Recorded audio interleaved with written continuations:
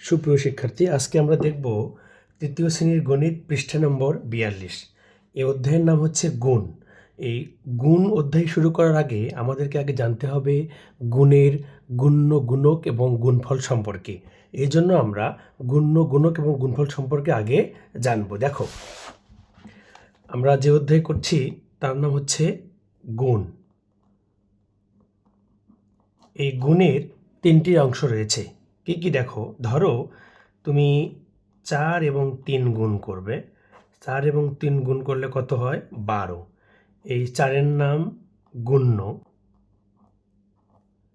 3-এর নাম গুণক এবং 12-র নাম গুণফল।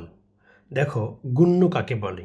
এগুলো পরীক্ষার জন্য খুব গুরুত্বপূর্ণ একটা বিষয়। আমরা লিখব গুণ্য কাকে বলে। দেখো, গুণ্য কি? গুণ্য হচ্ছে 4 উপরেরটা, তার মানে আমরা 4কে গুণ করছি। যে সংখ্যাকে গুণ করা হয়, যে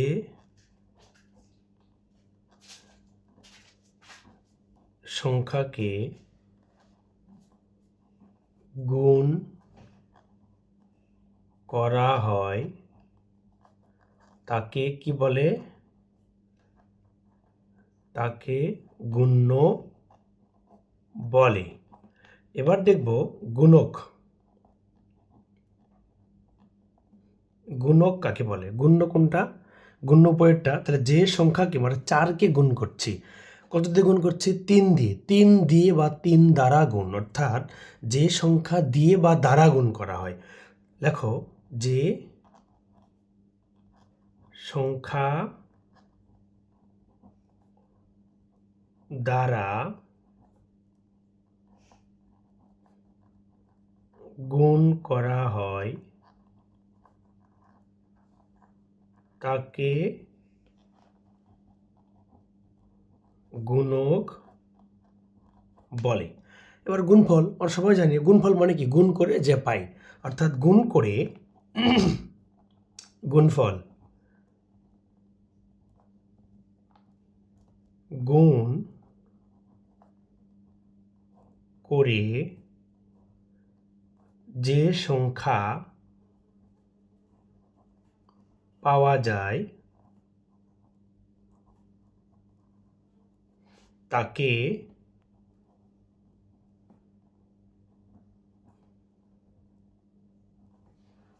গুণফল বলে। দেখো, 4 গুণন 3 অর্থাৎ 3 4-এ কত হয়? 3 4-এ পেয়েছি 12। এখন আমরা করবো কি? দেখো, এই 4-এর নাম কি? গুণ্য, 3-এর নাম গুণক এবং 12-র নাম হচ্ছে গুণফল। তাহলে এখানে গুণ্য কোনটা? 4। যে সংখ্যাকে গুণ করা হয় তাকে কি বলে? গুণ্য। অর্থাৎ আমরা 3 দিয়ে 4কে গুণ করছি, 4কে গুণ করছি। তার মানে যে সংখ্যাকে গুণ করা, 4কে গুণ করছি, তারপরে 4-এর নাম গুণ্য। যে সংখ্যাকে গুণ করা হয় তাকে গুণ্য বলে। তারপরে গুণক। গুণক কোনটা? এখানে গুণক হচ্ছে 3। 3 দিয়ে গুণ করছি, তার মানে যে সংখ্যা দ্বারা বা দিয়ে গুণ করা হয় তাকে গুণক বলে। আর গুণ করে যে সংখ্যা আমরা পাই সেটা হচ্ছে গুণফল। এবার আমরা এর সূত্রগুলো দেখব ভালো করে। দেখো, সূত্রসমূহ বা সূত্র দেখো কিভাবে করব আমরা। সূত্র সমূহ প্রথমে আমরা বের করব গুণ্য। এই যে গুণ্য 4, দেখো আমরা মনে রাখার সুবিধার্থে যখন আমরা সূত্র এবং সংজ্ঞা লিখব তখন এই জিনিসগুলো আমরা ছোট্ট একটা খসড়া করে নিতে পারি। 4-এর নাম হচ্ছে গুণ্য। তা দেখো তো, এই তুমি 4 বের করবে, এই 4 বের করবে। 4 বের করতে গেলে এই 3 আর 12 কি করলে 4 হয়? দেখো, এই তুমি যদি 12 আর 3 ভাগ করো তাহলে 4 হচ্ছে। তার মানে 4-এর নাম হচ্ছে গুণ্য। 4-এর নাম কি?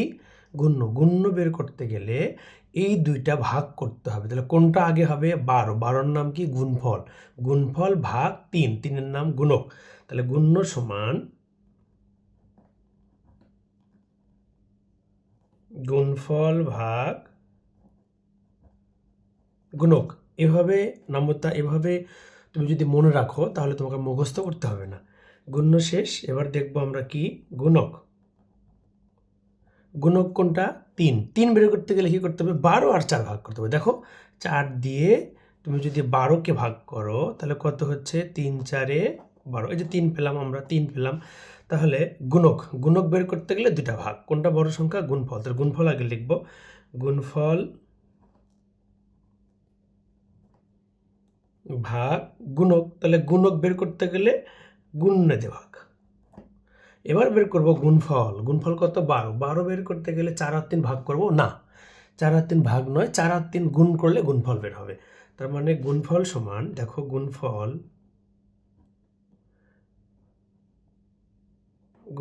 সমান গুণন গুণক। এগুলো হচ্ছে সূত্র। তোমরা যখন সূত্র লিখবে তখন ঠিক আমার মতো করে ছোট্ট একটা গুণাঙ্ক করে নেবে, নেওয়ার পরে আমরা সেই গুণাঙ্ক থেকেই সূত্র এবং সংজ্ঞা বের করতে পারবো। এবার আসি আমরা বইয়ের অঙ্কে। দেখো, অধ্যায়ের নাম গুণ, আমরা গুণক এবং গুণফল শিখেছি। এবার দেখব এই যে 10-এর, দেখো 10 ঘর পর্যন্ত গুণের নামতা মনে করি এবং খালি ঘরে উত্তর বসাই। এই ছকটার মধ্যে 1 থেকে 10 পর্যন্ত যতগুলো নামতা রয়েছে, 1 থেকে 10 পর্যন্ত 10টা নামতা রয়েছে, এই 10টা নামতাই সুন্দর করে লিখে দেওয়া হয়েছে। কীভাবে? দেখো, এই যে এই 1 2 3 4 5 6 7 8 9 10, এই 10টা হচ্ছে ধরা হয়েছে 10টা গুণক, আর এই 10টাকে ধরা হয়েছে গুণ্য। দেখো, তুমি মনে করো 1-এর ঘরের নামতা পড়ছো, তাহলে 1 কে 1, 2 কে 2, 3 কে 3, 4 কে 4, 5 কে 5, এভাবে 1-এর নামতা হবে।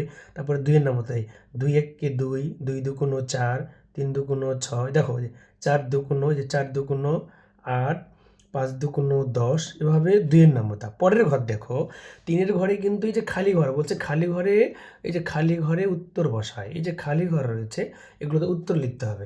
দেখো, এখানে 3-এর ঘরে খালি ঘর রয়েছে, 3 কে 3, 3 দুগুণ 6, এই যে 3 তিরিকে 9, 3 4 12, ব্যাপারটা হচ্ছে এরকম, 3 4 12, 3 5 15, 3 6 18, 3 7 কত হবে এখানে? 3 7 21, 3 8 24, 3 9 27, 3 10 30। সেমভাবে 4-এর ঘরে এখানে দেখো ফাঁকা ঘর রয়েছে, 4 কে 4, 4 দুগুণ 8, 3 4 12, 4 4 16, এই যে 4 5 20, 4 6 24, 4 7 28, 4 8 32, 4 9 এখানে কত হবে? 36, 3 10 6 36, 4 10 40। এখানেও আবার রয়েছে, দেখো আমরা দ্রুত করি। দেখো, এখানে এই যে 6-এর ঘর, এখানে 5-এর ঘরের নামতা 5 6, এখানে কত হবে? 30। তারপরে এখানে 6-এর ঘরের নামতা, এটা এখানে পূরণ করব আমরা, তাহলে 6 আর 5, 5 6 কত হয়েছে? এখানেও হবে 30। দেখো, পরেরটা 7-এর ঘরে, এখানে ফাঁকা ঘর, তাহলে উপর দিকে কত হচ্ছে? 3, তাহলে 3 7 21, খুব সহজ নিয়ম। তারপরে ফাঁকা ঘর রয়েছে এখানে 8-এর ঘরে, এখানে গ্যাপের, এখানে কত নামতা? 6, তাহলে 6 8, এখানে লিখবো কত? 48। তারপরে এখানে 9-এর ঘরে 9, আর এখানে কত? 9 9 9 81। তারপরে ঘর 10-এর ঘরে এখানে 8 8 10 80। দেখো, গুণের ক্ষেত্রে প্রথম সংখ্যাটি হলো গুণ্য, আমরা যেটা আমাদের এটি দেখেছি। দেখো, মনে করো এভাবে গুণ করা হলো 3 গুণন 9 সমান 27, এখানে গুণ্য কোনটা? 3, 3 গুণ্য 9 গুণক, আর 27 হচ্ছে গুণফল। এই যে গুণ্য হচ্ছে যেটা প্রথমে থাকে, হ্যাঁ, প্রথমে ছোট সংখ্যা থাকতে পারে, বড় সংখ্যা থাকতে পারে, তবে আমরা গুণ করার সুবিধার্থে ছোট সংখ্যাটাকে পেছনে রাখি এবং বড় সংখ্যাটাকে সামনে রাখি। তাহলে দেখো, গুণের ক্ষেত্রে প্রথম সংখ্যাটি হলো গুণ্য এবং দ্বিতীয় সংখ্যাটি হলো গুণক। আমি প্রথম খালি ঘরে 3 আর 7 গুণ করে কত পেয়েছি? এই যে দেখো, এই যে প্রথম খালি ঘরে 3 আর 7, এই যে এই খালি ঘরে এখানে 3 7 21, এর বলা হয়েছে যে আমি প্রথম খালি ঘরে 3 আর 7 গুণ করে 21 পেয়েছি। এখানে 3 হলো গুণ্য, বলছে এখানে 3 হলো গুণ্য আর 7 হলো গুণক। এবার আমরা চলে যাব পৃষ্ঠা নাম্বার 43। দেখো, এখানে বলা আছে 6 গুণন 5 এর উত্তর কিভাবে বের করতে হয় তা চিন্তা করি। তা 5 6 কত হয়? 30। আচ্ছা, এই যে 5 6 কত হলো? 30, এখানে কত বসবে? এখানে 30 বসবে। সেম ওই পাশের এই পৃষ্ঠার এই যে অঙ্ক, সেম অঙ্কের মতো। এখন দেখো, এখানে কত করে বাড়ে? এখানে ফাঁকা ঘর দেওয়া আছে প্রথমেই, অঙ্কটা কোথায়? নিচেরটা। বলা আছে এই অঙ্কটাতে এখানে কত করে বাড়ছে এবং এখানে কত করে কমছে। কীভাবে করতে হবে দেখো, প্রথমে আমরা দেখব সমান চিহ্নের কোন পাশে ফাঁকা ঘর নেই। যে পাশে ফাঁকা ঘর নেই সেই পাশের কাজ আমরা আগে করব। তাহলে সমান চিহ্নের এখানে ফাঁকা ঘর আছে, তার মানে এই পাশে স্টপ।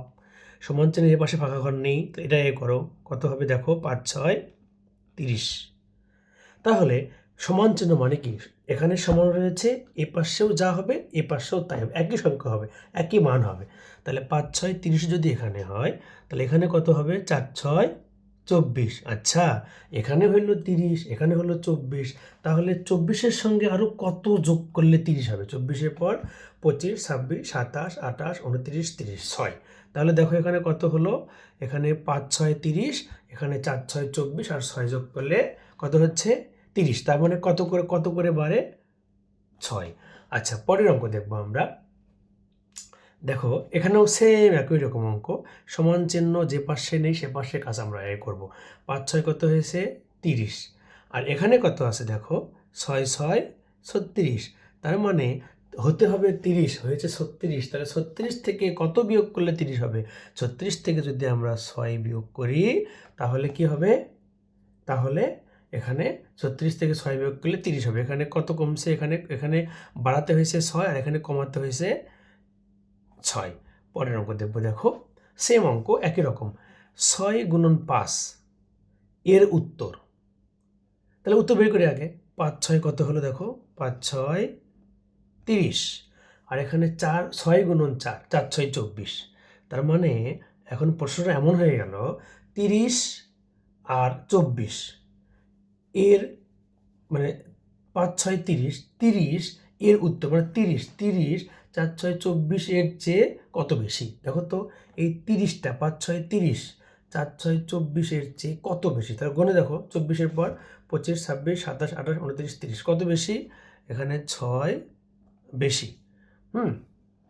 পরের অঙ্ক দেখো, এখানে কি বলছে, 6 গুণন 5 মানে 5 6 কত হলো, এটা হলো 30। আর এখানে 6 6 36। কি বলা আছে, এই 30টা 36 এর চেয়ে কত কম। 30 36 চেয়ে কত কম, 30 আর 36 বিয়োগ করলে হবে 6, তার মানে 6 কম। এখানে 6 বেশি হয়েছে আর এখানে 6 কমছে। তারপরে দেখো, গুণক 1 করে বৃদ্ধি পেলে গুণফল গুণের সমান করে বৃদ্ধি পায়। আবার গুণক 1 করে বৃদ্ধি পেলে, এখানে একটা ঘটনা রয়েছে, আমি তোমাকে ব্যাপারটা সুন্দর করে বুঝাই দিচ্ছি। দেখো, গুণক 1 করে বৃদ্ধি পাওয়া মানে কি, ধরো তুমি 6-এর ঘরের নামতা লিখছো, 6 গুণন 1, 6 কে 6, 6 গুণন 2, 6 2 12, 6 গুণন 3, 3 6 18। এই যে এর নাম গুণ্য, এর নাম গুণক। দেখো গুণক কিন্তু 1 করে বৃদ্ধি পাইছে, তাহলে যখন গুণক 1 বৃদ্ধি পায় তখন এখানে কীভাবে বৃদ্ধি পায়? এই যে গুণ্য যত তত করে বৃদ্ধি পায়। দেখো এখানে 1 বাড়লো, এখানে 1 বাড়ে 2 হয়েছে, কিন্তু এখানে 6 বেড়ে 12 হয়েছে। তারপর এখানে আবার 1 বাড়ছে, এখানে আবার 6 বাড়ছে। তার মানে এখানে কথাই বলা হয়েছে, দেখো গুণক 1 করে বৃদ্ধি পেলে, এই যে গুণক যখন 1 করে বৃদ্ধি পায় তখন গুণফলটা গুণ্যের সমান করে, এই যে গুণফলটা গুণ্যের সমান, যত নামতা অর্থাৎ গুণ্য যত, যদি এখানে গুণ্য 8 থাকতো তাহলে এখানেও 8 করে বৃদ্ধি পাইতো। আবার গুণক 1 করে কমে গেলে গুণফল গুণ্যের সমান করে কমে যায়। হ্যাঁ, 1 করে বৃদ্ধি পেলে যদি গুণ্য সমান করে যদি বাড়ে, তাহলে যদি 1 করে কমে তাহলে আবার 6 করে কমবে। এখানে একই কথাই উল্টে বলা আছে। দেখো, গুণের ক্ষেত্রে গুণ্য ও গুণক স্থান বিনিময় করলেও গুণফল একই থাকে। কীরকমভাবে, আমরা এখানে একটা উদাহরণ দিচ্ছি। দেখো 6 গুণন 5, তাহলে কত হলো, 30। এখানে গুণ্য গুণক গুণফল। কিন্তু আমরা যদি এই অঙ্কটা 6 গুণন 5 না করে 5 গুণন 6 সমান 30 দেই, তাহলে গুণফলে কোনো পরিবর্তন হলো না। এজন্যই বলা হয় যে গুণের ক্ষেত্রে গুণ্য গুণক যদি স্থান বিনিময় করি, দেখো 6 গুণন 5 স্থান বিনিময় করে 6-এর জায়গাতে 5 নিয়ে আসছি, 5-এর জায়গাতে 6 নিয়ে আসছি, স্থান বিনিময় করলেও গুণফল একই থাকে, অর্থাৎ গুণফলের কোনো পরিবর্তন হবে না। এটা হচ্ছে আমরা এতক্ষণ করলাম আমাদের তৃতীয় শ্রেণীর বইয়ের গুণ অধ্যায়ের 42 এবং 43 পৃষ্ঠা। এর পরবর্তীতে থাকবে 44 এবং 45 পেজ। সে পর্যন্ত ভালো থাকবে। আবার দেখা হবে পরবর্তী ভিডিওতে।